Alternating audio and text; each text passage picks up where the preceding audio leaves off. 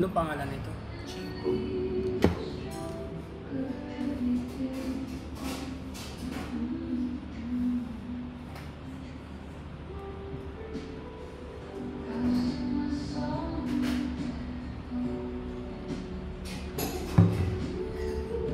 First time mo dito, kumain na rin ganyan. First time?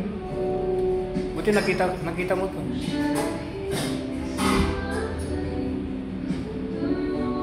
Chibro, no? Chibro. Oo. Ano yung sabihin ng chibro? Chicken. Chicken ba? Chicken bro.